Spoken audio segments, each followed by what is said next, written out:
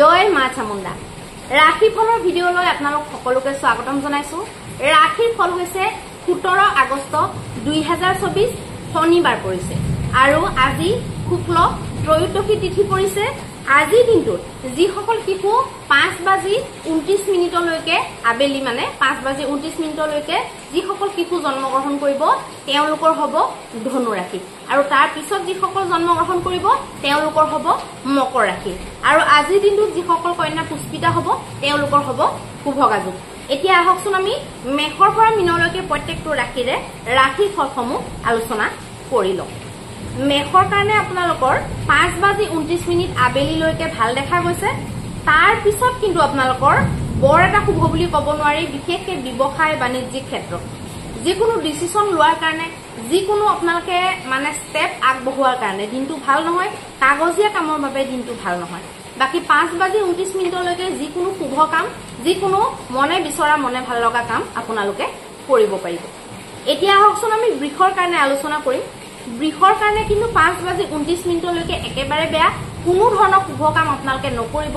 তাৰ পিছৰখিনি সময় কিন্তু আপোনালোকৰ কাৰণে খুব ভাল দেখা গৈছে।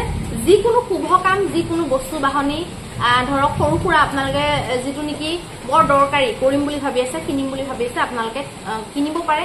কথা বতৰা যদি কিবা পাতিম বুলিও ভাবিছে বৰ মানে ইমাৰ্জেঞ্চি আৰু পাতিবই লাগে তেনেকুৱাত আপোনালোকে পাতিব পাৰিব। মিথুনৰ কাৰণে 5:29 খুব ভাল। যিকোনো পইচা পাতি লেনদেনৰ ক্ষেত্ৰত, ডেইলি ইনকামৰ ক্ষেত্ৰত আপোনালোকৰ কাৰণে শুভ দেখা গৈছে। কিন্তু 5:29 পিছত আপোনালোকৰ কাৰণে ভাল নহয়, সাৱধান হ'ব। যাত্ৰা আদি নকৰিব, দূৰ যাত্ৰাটো একেবাৰে নকৰিব। যিমান পাৰে আপোনালোকে মনে মনে থাকি পেলাই সময়খিনি পাৰ কৰিবলৈ চেষ্টা কৰিব। কৰ্কটৰ কাৰণে কিন্তু 5:29 ভাল নহয়। যিকোনো শুভ কামৰ বাবে, যিকোনো দৌৰাদৌৰি কৰাৰ কাৰণে, যিকোনো বিবাহৰ পক্ষত যিকোনো কথাৰ কাৰণে 5:29 পিছত কিন্তু পৰিস্থিতি নৰ্মেল হ'ব। বহুত ইমাৰ্জেঞ্চি যদি কিবা কাম থাকে নকৰিলে নোহোৱা তেতিয়াহ'লে আপোনালোকে কৰিব পাৰিব।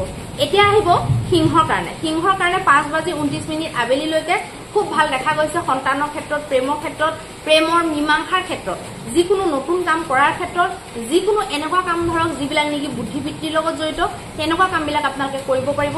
কিন্তু তাৰ পিছৰ যিখিনি সময় হ'ব সেইখিনি বিশেষ ডিচিশ্যন লোৱাৰ কাৰণে, বিশেষ মানে শুভ কাম কৰাৰ কাৰণে আৰু বৈবাহিক ক্ষেত্ৰৰ কাৰণে ভাল নহয়। এতিয়া আহিব কন্যাৰ কাৰণে। কন্যাৰ কাৰণে কিন্তু 5:29 ভাল নহয়, অশুভই দেখা গৈছে। কোনো ধৰণৰ শুভ কাম নকৰিব। মনটো আপোনালোকৰ ব্যথিত হৈ থাকিব পাৰে, চিন্তান্বিত হৈ থাকিব পাৰে। গতিকে তাৰ পিছৰ 5:29 পিছত বৰ যদি জৰুৰী কিবা কাম আছে, বৰ যদি জৰুৰী কিবা ভ্ৰমণ মানে আছে ওচৰতে তেতিয়াহ'লে আপোনালোকে কৰিব পাৰিব আৰু মনটোক যিমান পাৰে পজিটিভ ৰাখিবলৈ আপোনালোকে চেষ্টা কৰিব। এতিয়া আহিব তুলাৰ কাৰণে। তুলাৰ কাৰণে 5:29 পৰাক্ৰমৰ ক্ষেত্ৰত, যিকোনো কাম কৰিবলৈ উঠি পৰি লগাৰ ক্ষেত্ৰত আপোনালোকৰ কাৰণে খুব ভাল দেখা গৈছে। কিন্তু আপোনালোকৰ 5:29 পিছত কিন্তু আপোনালোকৰ ভাল নহ'ব। যিকোনো কাম আপোনালোকে বিশেষ দৰকাৰী ডাঙৰ কাম আপোনালোকে নকৰাটো ভাল হ'ব। এতিয়া আহিব বৃশ্চিকৰ কাৰণে। বৃশ্চিকৰ কাৰণে কিন্তু 5:29 বৰ এটা ভাল নহয়, বৈবাহিক ক্ষেত্ৰত ভাল নহয় আৰু অলপমান চিন্তা আপোনালোকৰ চলি থাকিব পাৰে, সেইবিলাকৰ কাৰণে ভাল নহয়। তাৰ পিছত কিন্তু আপোনালোকৰ পৰাক্ৰমৰ কাৰণে, প্ৰচেষ্টাৰ কাৰণে, যিকোনো বিদ্যাৰ্থী বা খেলুৱৈসকলৰ কাৰণে যাত্ৰাৰ পৰা যাৰ লাভ হয় তেওঁলোকৰ কাৰণে শুভ দেখা গৈছে আৰু পৰাক্ৰমে আপোনালোকৰ বিজয়ৰ কাৰণ বনা যেন দেখা গৈছে। এতিয়া আহিব ধনুৰ কাৰণে। ধনুৰ কাৰণে 5:29 খুব ভাল। তাৰ পিছত কিন্তু বৈবাহিক ক্ষেত্ৰৰ পক্ষে ভাল নহয়। অকণমান আপোনালোকে সাৱধান হ'ব লাগিব। অকণমান আপোনালোকে ষ্টেপবিলাক লওঁতে চাই চিতি ষ্টেপ দিলে আপোনালোকৰ কাৰণে খুব ভাল হ'ব। এতিয়া আহিব মকৰৰ কাৰণে। মকৰৰ কাৰণে 5:29 একেবাৰে অশুভ।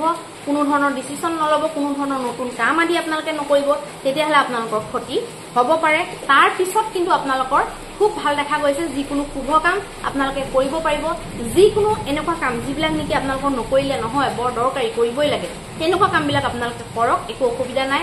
আৰু পুৰণা কামবিলাক চলি থকা, পুৰণা ধৰক মানে বন্ধ হোৱা কাম ৰানিঙত লৈ গৈছে, তেনেকুৱা ধৰণৰ কামো আপোনালোকে কৰিব পাৰিব। এতিয়া আহিব কুম্ভৰ কাৰণে। কুম্ভৰ কাৰণে 5:29 খুব শুভ, কিন্তু তাৰ পিছৰ সময়খিনি শুভ বুলি ক'ব নোৱাৰি।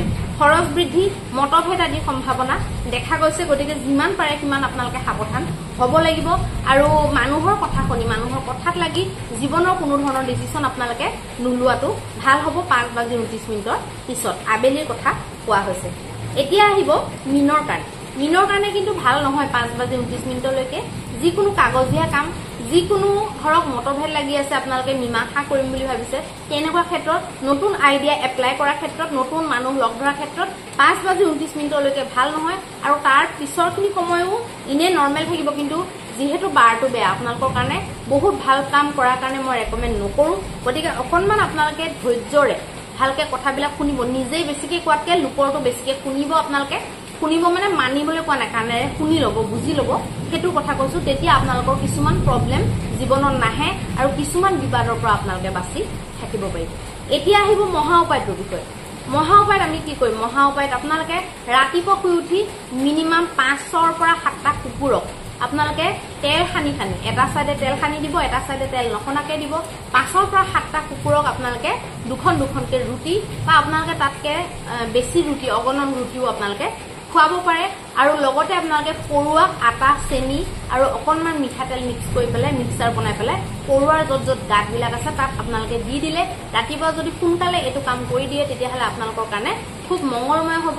দিনটোৰ বহুত ডাঙৰ বাধাবিলাক আপোনালোকৰ মানে বহুত কমি যাব পাৰে। মই এইটো কোৱা নাই যে যাৰ বেয়া আছে বহুত ভাল হ'ব, কিন্তু বাধাবিলাক আপোনালোকৰ বহুতখিনি কমাই দিয়াৰ এই নিয়মকেইটাই ক্ষমতা ৰাখে। ধন্যবাদ।